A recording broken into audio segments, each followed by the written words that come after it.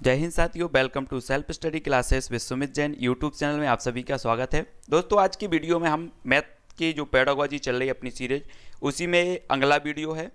सभी लोग वीडियो को लाइक ज़रूर करें और जो भी साथी अभी तक टेलीग्राम ग्रुप में नहीं जुड़ पाए हैं वो टेलीग्राम ग्रुप में सभी को जुड़ना है। लगभग 2600 लोग इस टेलीग्राम ग्रुप से जुड़ चुके हैं, तो सभी लोगों को जुड़ना है और व्यवस्थित तरीके से पढ़ाई करनी है। ठीक है, तो सभी लोगों को फटाफट से वीडियो को लाइक करना है और शेयर करना है। ठीक है, स्टार्ट करते हैं आज का ये वीडियो। और दोस्तों, पूरी की पूरी जो पीडीएफ है वो आप तक शेयर की जाती हैं टेलीग्राम ग्रुप में, तो सभी लोगों को जुड़ना है और फटाफट से उत्तर बताना है। ये लगभग हमारा 5वां पार्ट है शिक्षा शास्त्र का, और रोज 2:30 बजे आपकी क्लास होती है और शाम को 6:30 बजे जो आपकी क्लास होती है वो होती है पर्यावरण की। ठीक है, और 7:15 पर आपकी बाल विकास की क्लास होती है और रात में 10:10 पर आपकी हिंदी की क्लास होती है, तो वो जरूर देखें। ठीक है, सभी क्लासों से आपको जुड़ना है। तो आज फटाफट से स्टार्ट करते हैं। प्राथमिक स्तर पर गणित की पाठ्य पुस्तकों की सबसे अधिक महत्वपूर्ण विशेषता निम्न में से कौन सी है? तब हमें उत्तर बताना है। उत्तर क्या हो जाएगा जी? सभी को गुड आफ्टरनून, सभी को जय हिंद। सभी लोग फटाफट से उत्तर बताएंगे। प्राथमिक स्तर पर गणित की पाठ्य पुस्तकों की सबसे अधिक महत्वपूर्ण विशेषता निम्न में से कौन सी है? तब 4 विकल्प हमारे सामने मौजूद हैं। विकल्प नंबर 1 है संकल्पनाओं का उच्चतर कक्षाओं में संबंध जोड़ा जाना चाहिए, संकल्पनाओं को जटिलता से सरल रूप में प्रदर्शित किया जाना चाहिए, संकल्पनाओं को पूर्णतया श्रेणीबद्ध में प्रस्तुत किया जाना चाहिए, या फिर जो है संकल्पनाओं को मूर्त रूप से अमूर्त रूप में प्रस्तुत किया जाना चाहिए। तब हमें प्राथमिक स्तर पर गणित की बात करनी है, तो सभी लोगों को उत्तर बताना है। उत्तर क्या हो जाएगा? मोस्ट इंपॉर्टेंट है। इसके पहले के हमने पूरे अध्ययन कर लिए हैं। जो 150वां प्रश्न है हमारा अध्ययन का, तो जो भी साथी पिछले वीडियो नहीं देख पाए हैं वो जरूर देखें। तब आपका उत्तर होगा विकल्प नंबर डी, यानी कि संकल्पनाओं को मूर्त से अमूर्त रूप में प्रस्तुत किया जाना चाहिए। प्राथमिक स्तर पर गणित की पाठ्यपुस्तक की सबसे अधिक महत्वपूर्ण जो विशेषता है वो संकल्पनाओं को मूर्त से अमूर्त, है ना, मूर्त रूप से उन्हें अमूर्त रूप में प्रस्तुत किया जाना चाहिए, यानी कि जो विकल्प नंबर डी है वो इसका सही हो जाएगा। ठीक है, अगला क्वेश्चन है दोस्तों, कक्षा दूसरी के विद्यार्थियों को एक शिक्षक योग सिखा रहा है या जोड़ सिखा रहा है, निम्नलिखित में से कौन सी युक्ति अनुसरण सर्वाधिक उपयुक्त है? तब हमें 151 का उत्तर सभी लोगों को बताना है। सभी लोग बताएंगे। लगभग इसके पहले 5 क्लासें हो चुकी हैं और ये लगभग 6वीं क्लास है, तो 5 क्लासों की पूरी प्लेलिस्ट है, वो जरूर देखें। 151 का उत्तर बताना है। जल्दी से सभी लोग उत्तर बताएंगे। अशोक जी, तन्वी जी, मुकेश जी, दीपचंद जी, सभी लोगों का क्या आंसर आ रहा है? 151 का आंसर बताना है। तो जो आप आंसर बता रहे हैं, अधिकांश लोगों ने जो आंसर बताया है 151 का सी बताया है। बहुत बढ़िया। योग जोड़ को शाब्दिक प्रश्नों द्वारा जो है प्रस्तुत करना चाहिए। बहुत बढ़िया आंसर, सभी लोगों के बिल्कुल आंसर करेक्ट आ रहे हैं। कक्षा दूसरे के विद्यार्थियों को जोड़ सिखाने हेतु शिक्षक के लिए सर्वाधिक उपयुक्त जो युक्ति है कि वह जोड़ को शाब्दिक प्रश्नों द्वारा प्रस्तुत करे। बिल्कुल बहुत बढ़िया तरीके से आप लोगों ने उत्तर बताया, बिल्कुल सही बताया। नेक्स्ट हमारा प्रश्न है, अंक गणित की 4 मूलभूत संक्रियाएं कौन सी हैं? 152 का उत्तर बताना है। तब आपका उत्तर क्या होगा? फटाक से उत्तर बताओ सभी लोग। योग, भाग, परिमाप और क्षेत्रफल ज्ञात करना, परिकलन, संगणना, रचना करना और समीकरण बनाना, योग, गुणा, भिन्नों का दशमलव में बदलना और सम आकृतियों की रचना करना, योग, व्यकलन, गुणा और भाग। तब 152 का उत्तर क्या हो जाएगा? मोस्ट इंपॉर्टेंट है। सभी लोगों को उत्तर बताना है कि अंक गणित की 4 मूलभूत जो संक्रियाएं हैं आपकी वो कौन सी हैं। तब सभी को उत्तर बताना है। उत्तर क्या हो जाएगा? तो सभी लोग, कुछ लोग डी बता रहे हैं, कुछ लोग सी बता रहे हैं और कुछ लोग बी बता रहे हैं। तब आपका जो आंसर होगा वो होगा डी, यानी कि गणित की 4 मूलभूत संक्रियाएं हैं योग, व्यवकलन, गुणा और भाग। सभी को पता है, सभी लोग जानते हैं, ये जो है मूलभूत 4 संक्रियाएं मानी जाती हैं। विकल्प नंबर डी इसका सही हो जाएगा, है ना। अगला क्वेश्चन है, अध्यापक ने कक्षा चौथी के छात्रों को 36 टाइल दी हैं और उन्हें सभी संभव आयतों में व्यवस्थित करने के लिए कहा। इस क्रियाकलाप द्वारा निम्नलिखित में से कौन सी संकल्पना को संबोधित नहीं किया जा सकता? तब आप लोग बताएंगे। प्रश्न क्रमांक 153 का आंसर बताना है। प्रश्न को अच्छे से समझो और फिर उत्तर बताना है। 4 विकल्प में से हमें उत्तर का चयन करना है, जल्दी से करना है फटाफट। गुणनफल, क्षेत्रफल, आयतन या फिर गुणनखंड। तब आपका उत्तर क्या होगा? 153 का सभी लोगों को उत्तर बताना है। जो आंसर आपका हो जाएगा वो क्या होगा? अधिकांश लोग बता रहे हैं सी, 153 का आंसर सी बता रहे हैं कुछ लोग। तब आपका जो आंसर होगा वो क्या होगा? आयतन, यानी कि जो विकल्प नंबर सी है वो इसका सही हो जाएगा, है ना। इसको संकल्पना को, जो आयतन की संकल्पना है, इसको संबोधित नहीं किया जा सकता, यानी कि जो विकल्प नंबर 4 है वो इसका सही हो जाएगा। बहुत बढ़िया आंसर सभी लोगों के, अशोक जी, पूजा जी, दिलीप जी, मनी जी, एसके जी, अशोक जी, सभी लोगों के आंसर बिल्कुल सही आ रहे हैं। अगला क्वेश्चन देख लेते हैं। अगला जो हमारा प्रश्न है वो क्या है, वो है दोस्तों, बैन हेले के ज्यामितीय स्तर के अनुसार जो विद्यार्थी आकृतियों को दिखावट के अनुसार वर्णित और वर्गीकृत कर सकते हैं वे कौन से हैं। 154 का आंसर सभी को बताना है, तब आपका आंसर क्या हो जाएगा, सभी लोगों को बताना है। आशीष जी, रचना जी, सभी लोग उत्तर बताएंगे बैन हेले के ज्यामितीय स्तर के, तब उत्तर सभी लोगों ने बताया है। क्या उत्तर है इसका, सभी लोगों को आंसर बताना है 154 का, है ना, सभी लोग बताएंगे। बहुत बढ़िया, बिल्कुल अलग से जो पूछते हैं वो बाद में पूछ लिया करेंगे। ओके, 154 का उत्तर हो जाएगा डी, डी यानी कि स्तर 0 मानसिक चित्रण, है ना, ये सही हो जाएगा डी वाला विकल्प। बहुत बढ़िया, बैन हेले के ज्यामितीय स्तर के अनुसार जो विद्यार्थी आकृतियों को दिखावट के अनुसार वर्णित और वर्गीकृत कर सकते हैं वे स्तर 0 मानसिक चित्रण के हैं, क्योंकि आकृतियों के वर्णन में आकृति का पहले मस्तिष्क में प्रतिबिंब बनता है, फिर मस्तिष्क द्वारा बाद में वर्णन किया जाता है। बहुत बढ़िया, सभी लोगों ने आंसर बताने का प्रयास किया है। डी, निम्नलिखित में से कौन सा खुला अंत वाला प्रश्न है। खुला अंत वाला 155 का आंसर बताना है। खुला अंत वाला प्रश्न कौन सा है। प्रश्न क्रमांक ए, आप 15 को 3 से गुणा किस प्रकार करेंगे। कोई दो संख्याएं लिखिए जिनका गुणनफल 45 हो। संख्या रेखा का प्रयोग करते हुए 3 बार 15 का मान ज्ञात कीजिए, 15 इंटू 3 का मान ज्ञात कीजिए। तो खुला अंत वाला प्रश्न आपको बताना है। सभी लोग समझते हैं कि खुला अंत वाला जो प्रश्न होता है वो किस प्रकार के माने जाते हैं, तब आपका आंसर क्या होगा, सभी लोगों को उत्तर बताना है। सभी लोग जल्दी उत्तर बताएंगे। उत्तर है विकल्प नंबर ए, 15 को 3 से गुणा किस प्रकार करेंगे, है ना, ये खुला अंत वाला प्रश्न हो जाएगा। विकल्प नंबर ए इसका सही हो जाएगा। ठीक है, खुले अंत वाले प्रश्नों में जो है प्रश्न को हल करने की कोई निश्चित विधि नहीं होती, अर्थात प्रश्न हल करने की एक से अधिक विधियां हो सकती हैं, अतः विकल्प ए जो है वो सही है। यहां पर 15 का 3 से गुणा का मान 4 प्रकार से ज्ञात कर सकते हैं। 15 को 3 बार जोड़कर, 3 को 15 बार जोड़कर, 15 का 3 में पहाड़ा गिनकर, या 3 का 15 से गुणा जो है विधि करके। तो जिनका जो है अनेक बार जो है अनेक विधियों से और अनेक बार जिसका हल प्राप्त किया जा सकता है कई विधियों से, उसे कहा जाता है खुले अंत वाला। तो ये चीज आपको समझनी है। अगला क्वेश्चन आपका हो जाता है, कक्षा चौथी का छात्र अर्जुन संख्या प्रणाली से संबंधित सभी प्रश्नों का उत्तर मौखिक रूप से दे सकता है, परंतु संख्या प्रणाली पर आधारित समस्याओं के हल लिखने में गलतियां करता है।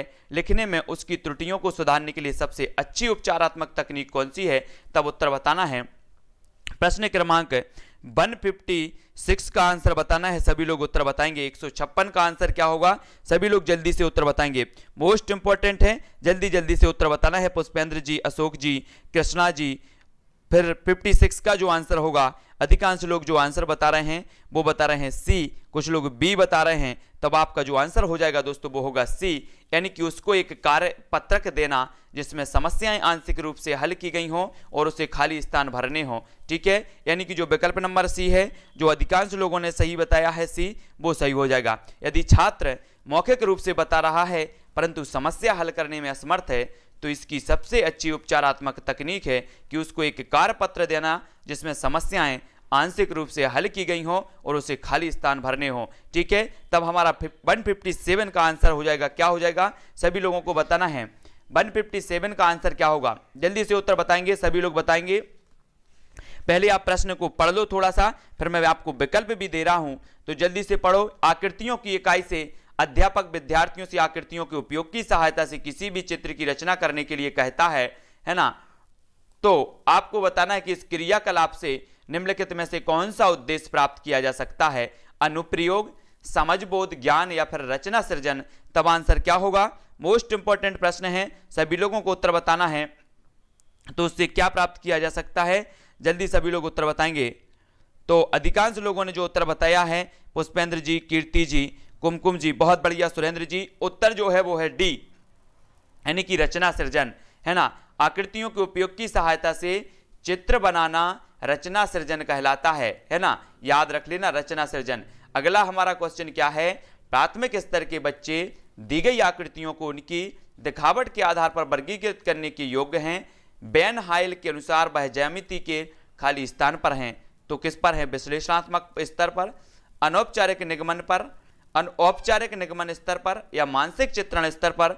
तब हमारा 158 का उत्तर बताना है। एस के मीना जी, दीपचंद जी, सभी लोग उत्तर बताएंगे। 158 का आंसर क्या हो जाएगा? जल्दी से लिखो कि प्राथमिक स्तर के बच्चे दी गई आकृतियों को उनकी दिखावट के आधार पर वर्गीकृत करने के योग्य हैं। बेन हाइल के अनुसार वह ज्यामिति के खाली स्थान पर है। तब आपका 158 का आंसर क्या होगा?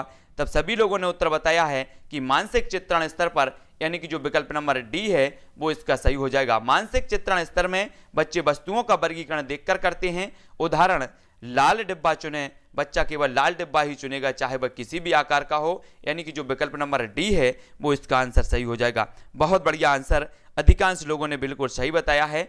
अगला क्वेश्चन है, बेन हेले के ज्यामितीय विचार के स्तर के अनुसार 5 स्तर हैं, है ना? चक्षुषीकरण, विश्लेषण, अनौपचारिक निगमन, औपचारिक निगमन और दृढ़ता, है ना? ये किसके हैं? बेन हेले के ज्यामितीय विचार के स्तर पर 5 स्तर हैं।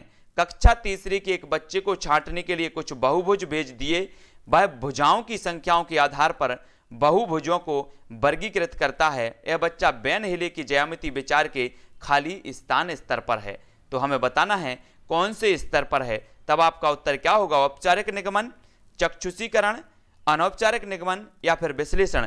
तो सभी लोगों को आंसर बताना है। प्रश्न थोड़ा सा टफ जरूर है, लेकिन आंसर सभी लोगों को बताना है। तब आंसर क्या होगा? मोस्ट इंपॉर्टेंट है, जल्दी जल्दी से लिखेंगे। सभी लोगों को आंसर आने चाहिए। फटाफट से थोड़ा सा समझो और फिर उसको उत्तर आपको बताना है। तब आपका उत्तर क्या हो जाएगा? जल्दी से कमेंट में लिखेंगे। तो आपका उत्तर होगा दोस्तों बी, यानी कि चाक्षुषीकरण, इसका सही उत्तर हो जाएगा। ठीक है, बच्चा बेन हीले के ज्यामितीय विचार के चाक्षुषीकरण के स्तर पर है। सभी का आंसर बिल्कुल लगभग सही लोग बता रहे हैं, है ना? प्रायः शिक्षार्थी दशमलव संख्याओं की तुलना में त्रुटि करते हैं। उदाहरण के लिए 0.50 0.5 से बड़ा है। इस त्रुटि का सर्वाधिक संभावित कारण हो सकता है। क्या हो सकता है? सभी लोगों को उत्तर बताना है। 4 विकल्प हैं, तो सभी लोग फटाक से देखेंगे। 4 विकल्पों में से एक का आंसर हमें चयन करना होता है। तो फटाफट से बताएं जल्दी। प्रश्न क्रमांक 160 का आंसर जो हो जाएगा वो क्या होगा? उत्तर हमें लिखना है 160 का आंसर बताना है। तब आप सभी का जो आंसर होगा दोस्तों वो क्या होगा? तो अधिकांश लोग बता रहे हैं उत्तर सी, लेकिन इसका जो सही उत्तर हो जाएगा वो क्या होगा? वो होगा विकल्प नंबर ए, यानी कि क्रमिक दशमलव में शून्य की सार्थकता से संबंधित भ्रांतिपूर्ण संकल्पना, है ना? ये जो है त्रुटि का बड़ा कारण माना जाता है, सर्वाधिक संभावित कारण माना जाता है। ए नंबर का अधिकांश लोगों ने सही बताया है। ए नंबर आपका सही हो जाएगा। ठीक है, प्रायः शिक्षार्थी दशमलव संख्याओं की तुलना करने में त्रुटि करते हैं। इसका मुख्य कारण है कि शिक्षार्थियों का क्रमिक दशमलव में शून्य की सार्थकता से संबंधित भ्रांतिपूर्ण संकल्पना होना। ठीक है, ये चीज आप समझ गए होंगे। ठीक है, बहुत बढ़िया। शाम की 6:30 वाली क्लास में आपको पर्यावरण पढ़ने को जो है अपन टेस्ट देते हैं, वो जरूर देखना है सभी लोगों को। और जो भी हिंदी की क्लास से नहीं जुड़ पा रहे हैं, आपकी 10:10 पर हिंदी की क्लास होती है रात में, तो वो जरूर देखें। ठीक है, पियाजे का विश्वास था कि सामाजिक अनुदेशन से सीखना होता है और गणित का एक शिक्षक पियाजे के सिद्धांत में विश्वास करते हैं। तो कौन से? सामूहिक परियोजना और सामूहिक परिचर्चा का प्रयोग करेगा, विभेदित अनुदेशन का प्रयोग करेगा, चाक और टॉक पद्धति का प्रयोग करेगा, कक्ष में बहुत सारे हस्त परिचालकों और प्रयोगशालाओं गतिविधियों का प्रयोग करेगा। तब आपका 161 का आंसर बताना है। सभी लोग बताएंगे रात में 10:10 पर हिंदी का टेस्ट होता है और शाम को 6:30 बजे आपका पर्यावरण 7:15 पर बाल विकास का होता है। तब आपका 61 का हो जाएगा दोस्तों ए, यानी कि पियाजे का जो सिद्धांत है ना, ध्यान में रखते हुए शिक्षक सामूहिक परियोजना और सामूहिक परिचर्चा का प्रयोग करेगा। ठीक है, सभी को याद रख लेना है। विकल्प नंबर जो ए है वो इसका सही हो जाएगा। सुरेंद्र जी, पुष्पेंद्र जी, अशोक जी, है ना। अगला क्वेश्चन है, कक्षा चौथी में बिंदु और रेखा पर ज्यामितीय पाठ के लिए आकलन निर्देश होंगे। तो आकलन निर्देश कौन से होंगे? प्रश्न क्रमांक 4 का उत्तर बताना है। आपकी गणित की जो पेडागोजी है किस प्रकार से आपने विस्तृत रूप से पढ़ी है या नहीं पढ़ी है ना? तो सभी लोगों को बताना है। दीपचंद नाइक जी, जल्दी से उत्तर बताना है प्रश्न क्रमांक 4 का। तब आपको उत्तर बताना है। तो कमेंट में लिखें। अगर आपने विस्तृत रूप से नहीं पढ़ी है तो भी कमेंट में लिखेंगे, क्योंकि गणित की जो पेडागोजी है वो हम विस्तृत रूप से आपको पढ़ा देंगे, है ना। कक्षा चौथी में बिंदु और रेखा पर ज्यामितीय पाठ के लिए आकलन निर्देश होंगे, तो क्या होंगे, सभी को उत्तर बताना है। उत्तर क्या हो जाएगा, 162 का उत्तर बताना है, सभी लोग बताएंगे, है ना। तो बहुत बढ़िया, तब आपका उत्तर होगा सी यानी रेखा किरण और रेखाखंड में अंतर कर सकता है और उन्हें परिभाषित कर सकता है, यानी कि जो विकल्प नंबर सी है वो आपका सही हो जाएगा। कक्षा चौथी में बिंदु और रेखा पर ज्यामितीय पाठ के लिए आकलन के निर्देश होंगे और रेखा और रेखाखंड किरण में अंतर करना और उन्हें परिभाषित करना, ये सभी को याद रख लेना है, ठीक है। अगला क्वेश्चन है दोस्तों, विद्यार्थियों से ऊर्ध्वाधर सम्मुख कोणों के मध्य संबंध स्थापित करने के लिए कहा जाता है। वे कई आकृतियां खींचते हैं, कोणों को मापते हैं और यह देखते हैं कि ऊर्ध्वाधर सम्मुख कोण समान हैं। इस केस में बेन हिले के विचार के अनुसार विद्यार्थी विश्लेषण स्तर पर है, अनौपचारिक निगमन स्तर पर है, निगमन स्तर पर है या फिर चाक्षुषीकरण के स्तर पर है। तब आपका 163 का जो आंसर है वो हमें बताना है। उत्तर क्या हो जाएगा, सभी लोग उत्तर बताएंगे। प्रश्न को थोड़ा सा अच्छे से पढ़ लें, फिर हमें उत्तर बताना है। तो 163 जो सभी लोगों ने उत्तर बताया, अधिकांश लोग बता रहे हैं डी, कुछ लोग बता रहे हैं ए। तब आपका सही उत्तर क्या हो जाएगा, सभी लोग बता रहे हैं क्या उत्तर हो जाएगा, 163 का जो ए है वो इसका सही होगा। विश्लेषणात्मक स्तर पर जो है यानी कि ए नंबर का जो है वो इसका सही हो जाएगा, ठीक है, ए नंबर का। बहुत बढ़िया आंसर, अधिकांश लोगों ने उत्तर बिल्कुल सही बताया है, ठीक है। इसी प्रकार से हमें पढ़ते रहना है। विद्यार्थी जब आकृतियों को बनाता है और उसे सही तरीके से मापते हैं तो बेन हिले के अनुसार विद्यार्थी विश्लेषणात्मक स्तर पर है, ये चीज आपको याद रखनी है। प्रश्न क्रमांक 164 का आंसर हमें बताना है कि भिन्न की योग संकल्पना के पाठ पर योजना बनाते समय शिक्षक पट्टी मोड़ने वाली गतिविधि का प्रयोग कर रहा है, तो आपको बताना है। प्रश्न क्रमांक 164 का उत्तर बताना है, सभी लोग बताएंगे। इस प्रकार के अगर क्वेश्चन आएंगे तब आपको अभ्यास करने की सख्त आवश्यकता है। 164 का उत्तर बताना है सभी लोगों को, है ना। यहाँ पर आपका जो दिया है आपने आकृति देख ही ली होगी, नीचे और देखते हैं। उपर्युक्त गतिविधि हैं विषय वस्तु पश्चात गतिविधि, समय की बर्बादी, विषय वस्तु से पूर्व की गतिविधि या विषय वस्तु संबंधी गतिविधि। तब जो आपका उत्तर होगा ABCD में से उत्तर बताना है।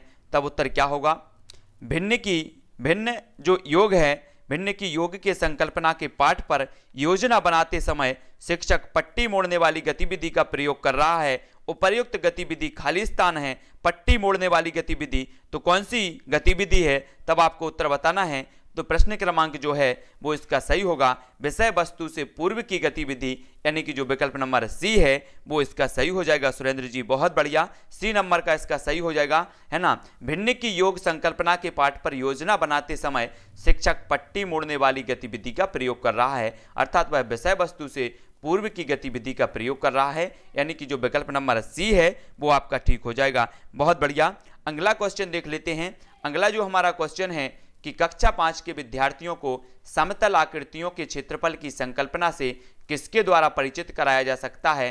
तो 165 का आंसर हमें बताना है। तब सभी लोग बताएंगे उत्तर क्या हो जाएगा, जल्दी जल्दी से बताना है, फटाफट से बताना है क्या उत्तर हो जाएगा। तो कक्षा 5 के विद्यार्थियों को समतल आकृतियों के क्षेत्रफल की संकल्पना से किसके द्वारा परिचित कराया जा सकता है।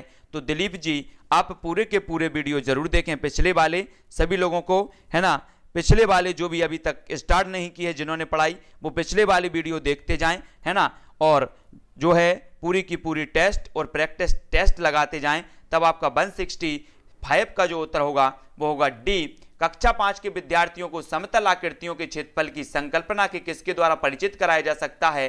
तब आपका उत्तर होगा डी, यानी कि विभिन्न वस्तुओं जैसे हथेली, पत्ती, पेंसिल आदि की सहायता से किसी भी आकृति में क्षेत्रफल को मापना, ये जो है परिचित करवाएगा कक्षा 5 के विद्यार्थियों को, है ना। कक्षा 5 के विद्यार्थियों को समतल आकृतियों के क्षेत्रफल की संकल्पना में विभिन्न वस्तु का उपयोग किया जाए जो वे अपने दैनिक जीवन में सामान्यतः अपने आसपास देखते हों, जैसे हथेली, पत्ती, पेंसिल आदि की सहायता से किसी भी आकृति का क्षेत्रफल आदि, ये सही हो जाएगा, ठीक है, डी नंबर का। गणित करने की युक्ति के रूप में सवाल हल करना में शामिल है।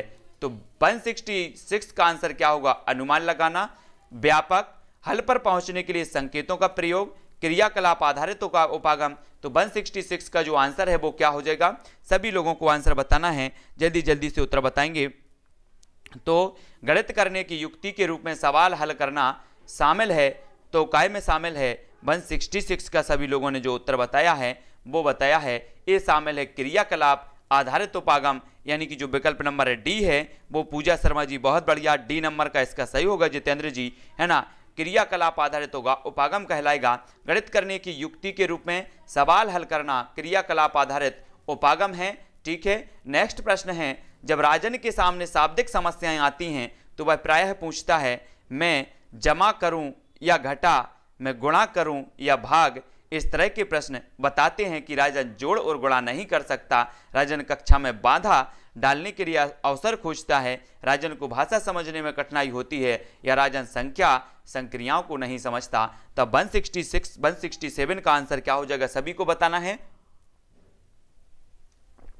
उत्तर सभी को लिखना है, मोस्ट इंपॉर्टेंट है, जल्दी जल्दी से बताएंगे। इस प्रकार के क्वेश्चन हमेशा पूछे जाते हैं। तब आपका उत्तर जो होगा वो होगा डी, यानी कि राजन संख्या संक्रियाओं को नहीं समझता, यानी कि विकल्प नंबर डी जो है वो इसका सही हो जाएगा। बहुत बढ़िया आंसर है ना। जब शाब्दिक प्रश्नों के आने पर शिक्षार्थी यह नहीं समझ पाता कि उसमें जोड़ करना है या फिर घटाना है या गुणा या भाग करना है, तब शिक्षार्थी संख्या संक्रियाओं को नहीं समझता है, ये चीज आपको ध्यान रखनी है। 168 का उत्तर बताना है, गणित शिक्षण की आगमन विधि का सिद्धांत है तो कौन सी है। आगमन विधि, आपने आगमन और निगमन विधि पढ़ी है, तब हमें बताना है कि कौन सी विधि आगमन विधि का सिद्धांत है। अज्ञात से अज्ञात की ओर, अज्ञात से ज्ञात की ओर, ठीक है। और अगला हमारा जो होगा वो क्या होगा, वो होगा सामान्य से विशिष्ट की ओर और विशिष्ट से सामान्य की ओर। तब आपका उत्तर क्या हो जाएगा, सभी लोगों को उत्तर बताना है, तो जल्दी जल्दी से सभी लोग उत्तर बताएंगे। प्रश्न क्रमांक 168 का गणित शिक्षण की आगमन विधि का सिद्धांत है तो कौन सा सिद्धांत है। आगमन और निगमन विधियां आपने पढ़ी होंगी, सभी को पता है कि सामान्य से विशिष्ट की ओर, यानी कि जो विकल्प नंबर सी है वो इसका सही हो जाएगा। जगदीश जी बहुत बढ़िया, है ना।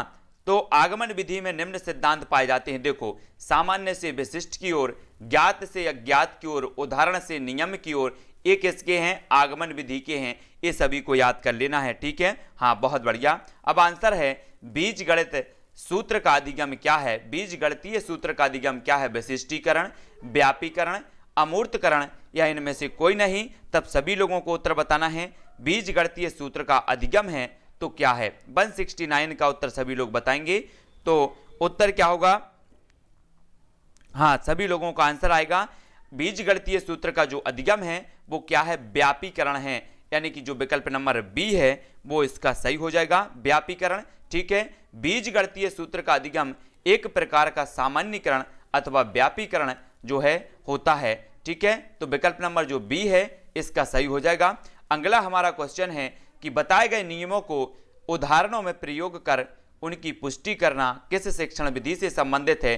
सभी लोग उत्तर बताएंगे, जल्दी से उत्तर बताना है कि बताए गए नियमों को जो है उन उदाहरणों में प्रयोग कर उनकी पुष्टि करना किस शिक्षण विधि से संबंधित है। 170 का आंसर बताना है, तो सभी लोग आंसर लिखेंगे, उत्तर क्या हो जाएगा 170। सभी लोगों का आंसर फटाफट से आना चाहिए। तब सभी लोगों ने उत्तर बताया है, क्या हो जाएगा 170 का, तो ये जो है ये कहलाएगा निगमन विधि, यानी कि जो विकल्प नंबर ए है। बहुत बढ़िया, सरिता जी, सरोज जी, ललित जी, योगेश जी, सभी का आंसर बिल्कुल सही आया है, निगमन विधि इसका सही होगा, है ना। बताए गए नियमों की उदाहरणों में प्रयोग कर उनकी पुष्टि जो है करना निगमन विधि से संबंधित है। तब आपका अगला क्वेश्चन है, नियम से उदाहरण की ओर किस शिक्षण विधि से संबंधित है। तो 171 का उत्तर बताना है, ठीक है। सभी लोगों को बताना है, कुछ कठिन प्रश्नों का सामना करना भी सभी लोग सीखें, क्योंकि जब सरल प्रश्न आते हैं तो ठीक है, लेकिन जब कठिन आते हैं तो कुछ लोग मैदान छोड़कर भाग जाते हैं, है ना। तो नियम से उदाहरण की ओर किस शिक्षण विधि से संबंधित हैं, इसका मतलब ये है कि वो बिल्कुल तैयारी जो है अपनी अच्छे से नहीं कर रहे, संवेदनशील होकर नहीं कर रहे हैं। तो सभी को बहुत बढ़िया तरीके से कठिनता और सरलता का समावेश करते हुए तैयारी करनी है, तब उदाहरण से जो है किस शिक्षण विधि से संबंधित है नियम से उदाहरण की ओर, तो वो कौन सा है, निगमन विधि, यानी कि जो विकल्प नंबर डी है वो इसका सही हो जाएगा। ठीक है, सभी लोगों का आंसर बिल्कुल सही आया है। निगमन विधि में नियम से उदाहरण की ओर जाते हैं। एक विद्यार्थी 8 मीटर लंबे व 5 मीटर चौड़े आयत का परिमाप ज्ञात करने के लिए निम्न क्रिया की परिमाप बराबर 8 + 5 + 8 + 5 बराबर 26 मीटर विद्यार्थी का हल किस शिक्षण विधि पर आधारित है? तो जल्दी से बताना है आगमन विधि, विश्लेषण विधि, निगमन विधि या फिर संश्लेषण विधि। सभी लोगों को उत्तर बताना है, सभी लोग बताएंगे उत्तर क्या हो जाएगा। सभी लोगों को उत्तर बताना है। प्रश्न क्रमांक 172 का उत्तर क्या हो जाएगा? सभी लोगों का जो आंसर आ रहा है वो क्या आ रहा है? 172 का अधिकांश लोगों ने जो उत्तर बताया है वो क्या बताया है? आगमन विधि, यानी कि विद्यार्थी द्वारा आयत के परिमाप का हल आगमन विधि परिमाप बराबर है ना पर आधारित है, क्योंकि विद्यार्थी आयत के परिमाप के सूत्र का प्रयोग परिमाप बराबर ए नहीं करता है। ठीक है, तो ए नंबर का जो है आगमन विधि इसका सही हो जाएगा, ए नंबर का, है ना, ए नंबर का सही है अशोक जी। अगला क्वेश्चन देख लेते हैं। एक विद्यार्थी ने रुपए 800 पर साधारण ब्याज 3 वर्ष के लिए 10% वार्षिक दर से ज्ञात करने के लिए निम्न क्रिया की है। एक क्रिया की है इसने, तो ये जो है किस विधि का प्रयोग कर रहा है? 173 का उत्तर हमें बताना है। सभी लोग उत्तर बताएंगे। उत्तर होगा आगमन विधि, निगमन विधि, विश्लेषण विधि या फिर संश्लेषण। तो सभी लोगों को बताना है कि एक विद्यार्थी रुपए 800 पर साधारण ब्याज 3 वर्ष के लिए 10% वार्षिक दर से ज्ञात करने के लिए निम्न क्रिया की, तो कौन सी इसकी जो विधि से संबंधित होगा? तब सभी लोगों का 173 का आंसर आ रहा है, वो क्या आ रहा है? बहुत बढ़िया, बी नंबर का सभी ने बताया है, निगमन विधि इसका सही हो जाएगा। विकल्प नंबर बी अधिकांश लोगों ने बताया है, तो बी नंबर इसका सही है। आगमन और निगमन जो विधियां हैं इनको थोड़ा सा अच्छे से आप लोगों को पढ़ना है। ठीक है, यहाँ से आपका एक क्वेश्चन जरूर आएगा आगमन निगमन विधियों से, है ना, शिक्षण की जो विधियां होती हैं उनसे संबंधित। तब आपका जो अगला प्रश्न है दोस्तों वो क्या है? निम्न में से कौन सी विधि देखो सुनो और समझो के सिद्धांत पर आधारित है? देखो सुनो और समझो के सिद्धांत पर आधारित है, तो कौन सी है? प्रयोगशाला विधि या फिर व्याख्यान विधि, प्रदर्शन विधि या अनुसंधान विधि। तो 174 का आंसर क्या होगा? सभी को आंसर बताना है, सभी लोग उत्तर लिखेंगे, मोस्ट इंपॉर्टेंट है, इसलिए सभी को आंसर बताना है। जल्दी जल्दी सभी लोग उत्तर बताएंगे। उत्तर क्या हो जाएगा? जल्दी से बताओ। देखो और सुनो जो 174 का आंसर हो जाएगा वो क्या होगा? तब सभी लोगों ने जो उत्तर बताया है कि देखो और सुनो, ये जो है बहुत बढ़िया शीतला जी, प्रदर्शन विधि इसका सही होगा। देखो और सुनो और समझो के सिद्धांत पर आधारित जो विधि है वो प्रदर्शन विधि इसका सही हो जाएगा। ठीक है, प्रदर्शन विधि देखो सुनो और समझो के सिद्धांत पर आधारित होती है। बहुत बढ़िया आंसर सभी लोगों का। अगला जो हमारा क्वेश्चन है, निम्नलिखित प्रश्न को पढ़िए और हल कीजिए। ठीक है, इस प्रश्न में ब्लूम टैक्सोनॉमी के किस संज्ञानात्मक कौशल पर बल दिया गया है? तो 175 का आंसर सभी को लिखना है, सभी लोग बताएंगे। तो बताना है ब्लूम टैक्सोनॉमी के किस संज्ञानात्मक कौशल पर बल दिया गया है। तब आपका 175 का जो आंसर हो जाएगा वो क्या होगा? अधिकांश लोगों ने जो उत्तर बताया है वो क्या बताया है? जल्दी से उत्तर हमें बताना है। तो 175 का जो उत्तर होगा वो क्या होगा? मोस्ट इंपॉर्टेंट है प्रश्न और इस प्रकार के प्रश्न पूछे जाते हैं। तब अधिकांश लोगों ने उत्तर बताया है, कुछ लोग डी बता रहे हैं, कुछ लोग ए बता रहे हैं। अपना आकलन जरूर करते जाना सभी लोग कि हमसे किस प्रकार के प्रश्न बन रहे हैं, किस प्रकार के नहीं बन रहे हैं, क्योंकि प्रश्न मैथ पेडागोजी जो होगी आपकी इसी प्रकार के आएंगे। तो विश्लेषण इसका सही हो जाएगा। ठीक है, 175 का जो उत्तर होगा बी। ठीक है, बी नंबर का सही होगा। तो आपको याद रख लेना है। ठीक है, इस प्रकार से अगला हमारा जो पॉइंट होगा सामुदायिक गणित एवं शिक्षण कौशल, सभी को याद रख लेना है ना, जो आपका बिल्कुल सिलेबस के अनुसार आप देख लेना। ठीक है, हाँ, एक शिक्षिका ने कक्षा में नीचे दिए गए विषय पर वाद विवाद का आयोजन किया। 0 अत्यंत सार्थक अंक है। उसने प्रत्येक बच्चे को उक्त विषय पर अपने विचार व्यक्त करने के लिए प्रोत्साहित किया। शिक्षिका जो है बच्चों में तार्किक शक्ति विकसित करने के लिए अपनी गणित की कक्षा को जीवन कौशल की कक्षा की भांति उपयोग कर रही है। बच्चों को समस्याओं को हल करने की कुशलता की ओर प्रवृत्त कर रही है, अपनी कक्षा को अधिक अभिव्यक्तिशील और विचारशील बना रही है, या फिर अपना स्वयं समय व्यतीत कर रही है, क्योंकि छात्रों की मन स्थिति पढ़ने की नहीं है। तब आपका जो आंसर होगा वो क्या होगा, सभी लोगों को आंसर बताना है, जल्दी जल्दी से बताना है, ठीक है। 176 का जो आंसर होगा वो क्या हो जाएगा, जल्दी से उत्तर बताओ, जल्दी जल्दी उत्तर बताना है। 176 का सभी लोगों ने जो उत्तर बताया है वो अधिकांश लोग बता रहे हैं ए और कुछ लोग बता रहे हैं सी, है ना। साधना जी, सीमा जी ए बता रही हैं, पिंकी जी सी बता रहे हैं, बहुत बढ़िया। सी नंबर का इसका आंसर है कि अपनी कक्षा को अधिक अभिव्यक्तिशील और विचारशील बना रही हैं। सी नंबर का इसका सही हो जाएगा, बहुत बढ़िया आंसर सी नंबर का। 0 अत्यंत सार्थक अंक है। इस विषय पर प्रत्येक बच्चे को अपने विचार व्यक्त करना यह दर्शाता है कि शिक्षिका अपनी कक्षा को अधिक अभिव्यक्तिशील तथा विचारशील बना रही है, ठीक है। तो ये चीज आपको याद रखनी है। अगला प्रश्न है गणित का ज्ञान प्राप्त करने वाले प्रत्येक विद्यार्थी के लिए भावनाओं के प्रवाह में आकर नियम विरुद्ध कार्य करना अनुकूल नहीं होता है। यह कथन गणित शिक्षण के किस मूल्य से संबंधित है। तब 177 का आंसर बताना है, सभी लोग बताएंगे। 177 का आंसर क्या हो जाएगा, सभी लोगों को आंसर बताना है, उत्तर क्या होगा, जल्दी जल्दी से सभी लोग उत्तर बताएंगे। 177 का उत्तर बताना है।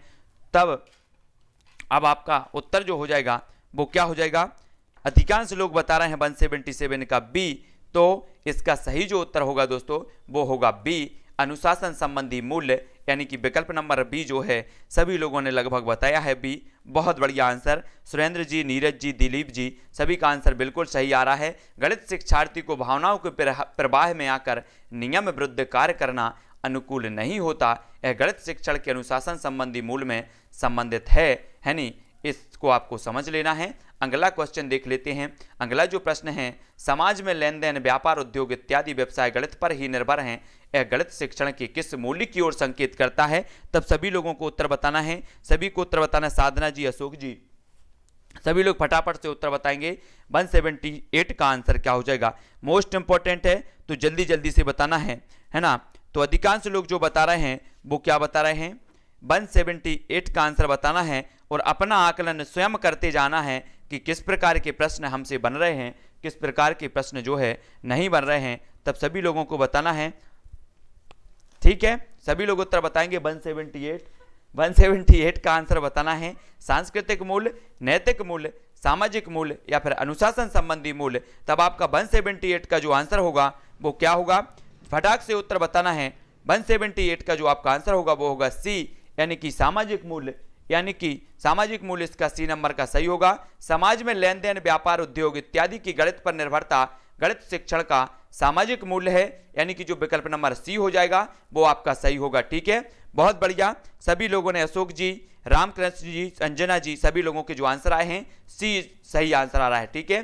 खेल के दौरान राम 4 तीलियों से एक चतुर्भुज बना रहा है और कापी में निम्न सारणी बनाता है।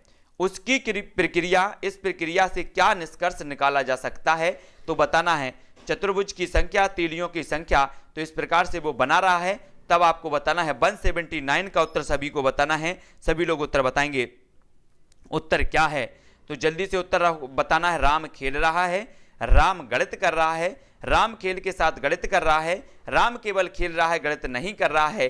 तब आपका आंसर क्या होगा, 179 का उत्तर बताना है। तो सभी लोगों ने उत्तर बताने का प्रयास किया है, क्या किया है, वो किया है प्रश्न क्रमांक, विकल्प क्रमांक सी, राम खेल के साथ गणित कर रहा है, यानी कि जो विकल्प नंबर सी है वो सभी लोगों का उत्तर आया है। मालती जी, बिट्टू जी, कुमकुम जी, सुरेंद्र जी, पूनम जी, बहुत बढ़िया आंसर। तीलियों की सहायता से चतुर्भुज बनाकर राम खेल में गणित सीख रहा है। यह बाल केंद्रित शिक्षण प्रणाली की उपयुक्त अवधारणा है। तब आपको उत्तर बताना है किस प्रकार के सहसंबंध को स्थापित करने के लिए गणित अध्यापक को विभिन्न विषयों के संबंध में आवश्यक तथा उपयोगी ज्ञान अवश्य होना चाहिए। तो 180 का आंसर क्या हो जाएगा, मोस्ट इंपॉर्टेंट है, सभी लोगों को उत्तर बताना है। तो 180 का जो आपका आंसर होगा दोस्तों वो क्या होगा, जल्दी से सभी लोग कमेंट में लिखेंगे।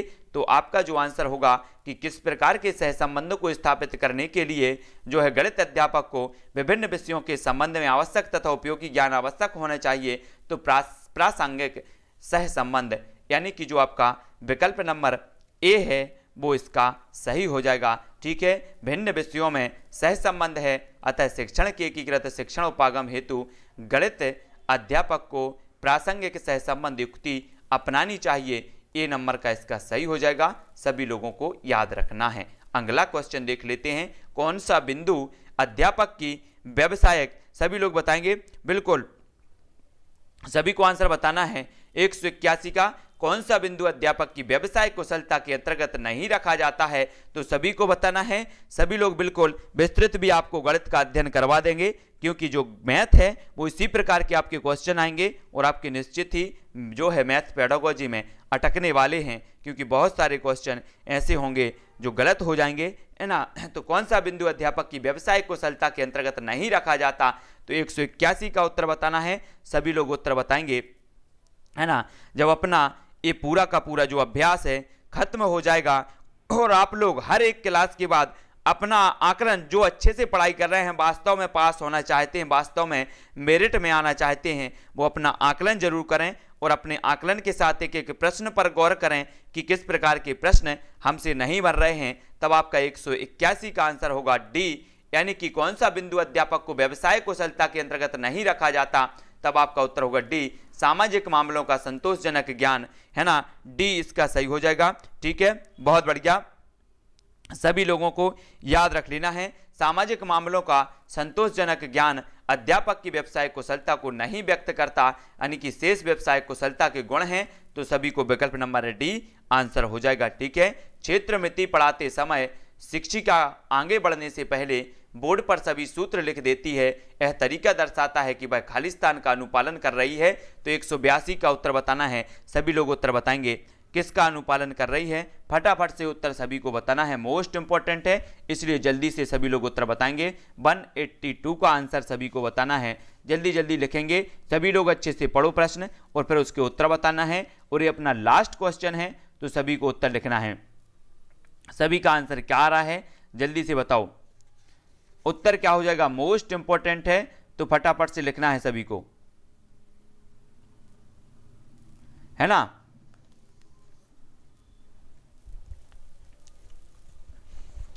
इसका सही उत्तर होगा ए, यानी कि निगमन उपागम। यह दर्शाता है कि शिक्षक निगमन उपागम का पालन कर रही है ना। विकल्प नंबर जो ए है वो अधिकांश लोगों ने बिल्कुल सही बताया है।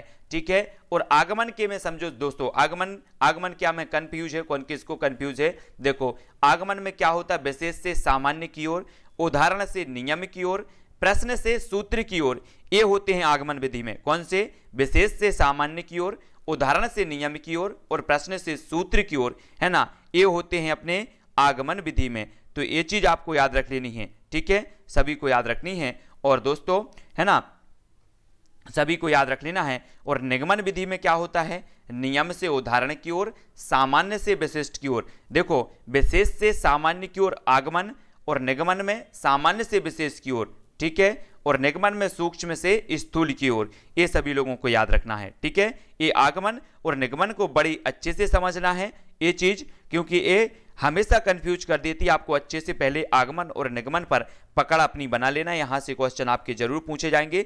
ठीक है, हाँ, बहुत बढ़िया, सभी लोग अपने आकलन करते रहें, अपने प्रश्नों को आकलन करते रहें। ठीक है, इसी प्रकार से अपन को आगे बढ़ना है और क्वेश्चन जो आपके आएंगे इसी प्रकार से आएंगे। ठीक है, और बाकी सरल सरल क्वेश्चन तो व्यापम का लेवल ही नहीं है, व्यापम का लेवल थोड़ा सा उठा के देखना। बाल विकास या अन्य विषय का कठिनता का और सरलता का समावेश जरूर है, लेकिन प्रश्न काफी कठिन आते हैं, तो अभ्यास की आपको बहुत जरूरत है।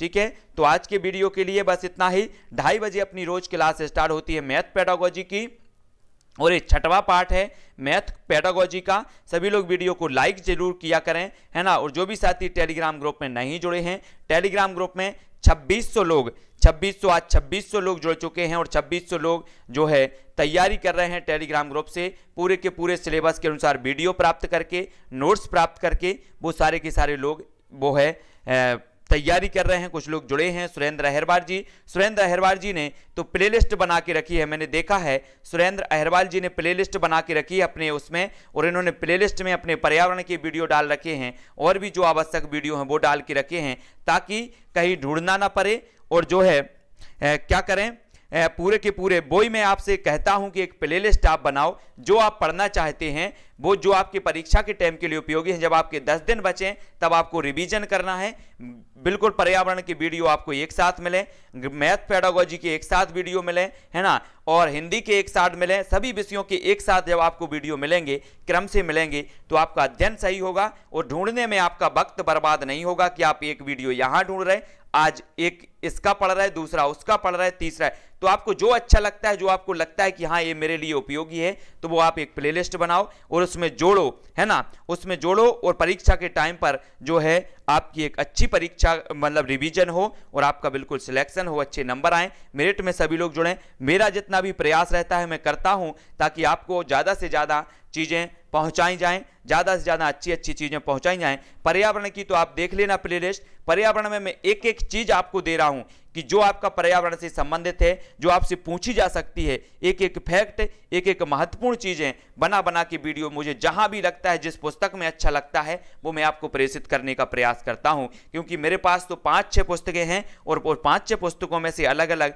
जो भी अच्छा लगता है कि हाँ ये वास्तव में उपयोगी है तो मैं बना के देता हूं। ठीक है, प्लेलिस्ट कैसे बनाएं ये आपको देखना है, वीडियो देख लेना, एक यूट्यूब पर की प्लेलिस्ट कैसे बनाएं उसको देख लेना और प्लेलिस्ट जरूर बनाएं अपने अपने चैनल पर। ठीक है सभी लोग, तो आज की वीडियो के लिए बस इतना ही। 6:30 बजे आपकी पर्यावरण की टेस्ट सीरीज होगी, उसमें भी हम पढ़ेंगे पर्यावरण। 7:15 पर आपकी बाल विकास की क्लास होती है और आपका जो बाल विकास का विस्तृत अध्ययन है आप देख लेना, थोड़ा सा विस्तृत अध्ययन NCERT, बिल्कुल एक एक चीज जैसे बच्चा पढ़ता है वैसे मैंने बाल विकास आपको पढ़ाया है। एक एक चीज पढ़ना है कि बच्चा 1 माह का होता है तब क्या सीखता है, उसमें कौन से संवेग होते हैं, 2 माह का होता है तब कौन सा संवेग आता है, 3 माह का होता है जब कौन से संवेग आते हैं, शैशवावस्था में कौन से संवेग रहते हैं, बाल्यावस्था में कौन से संवेग, ये सारी चीज मैंने बताई हैं। वो वीडियो में बना के डालता हूं, उसका लाइव नहीं लेता हूं, वीडियो बना के डालता हूं। तो बाल विकास, संपूर्ण बाल विकास आपका प्लेलिस्ट बनी है, एक संपूर्ण बाल विकास जिसके 4 पार्ट मैंने अपलोड किए हैं और निरंतर आपका पूरा सिलेबस करवा दूंगा। तो 5-6 इसी प्रकार से आगे पार्ट भी आएंगे, तो वो देखें और वीडियो को सभी को लाइक करना है और शेयर करना है। आज के लिए बस इतना ही, जय हिंद।